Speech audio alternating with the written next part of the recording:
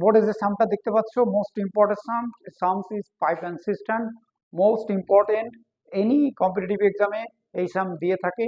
তোমাদের জন্য আমি পরপর কয়েকটা সাম পড়াবো। এই সামগুলো যদি তুমি মন দিয়ে প্র্যাকটিস করো তাহলে any category about sum of pipe and cistern তুমি পারবে।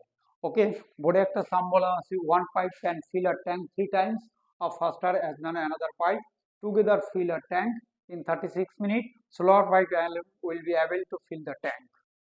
এর বাংলা মানে হচ্ছে গিয়ে তোমার দুটো পাইপ আছে, একটা পাইপ স্লোয়ার পাইপ, একটা ফাস্টার পাইপ।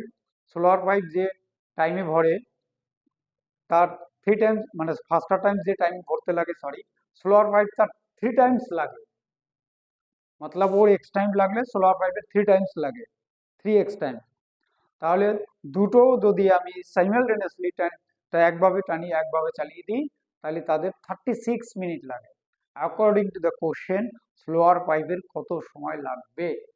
তো very simple, listen to me attentively.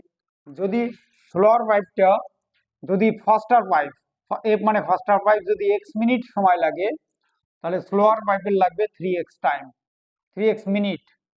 এইবার একটা কথা এখানে বলি, সেটা হচ্ছে গিয়ে তোমার যে 1/x বা 1/3 এটা একটা পোর্শন হিসাবে করা হয় ক্যাপাসিটি, তার ক্যাপাসিটিটা তোমাকে ধরতে হবে। মতলব 1/x plus 1/3x equal to 1/36।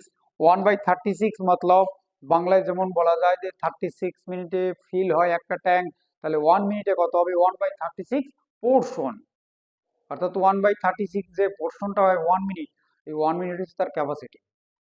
সে 1 মিনিটে কতটুকু পারে বা স্পিডে পৌঁছতে পারে। তাহলে আমরা এইটাকে আমরা যদি এলসিএম করি, অবভিয়াসলি তোমরা এলসিএম জানো, এটা 3x এলসিএম, তাহলে উপরে হবে 4 আর 1/36, এখান থেকে 3 কাটলে 12 হয়, ক্রস মাল্টিপ্লাই করলে x ইকুয়াল টু 48।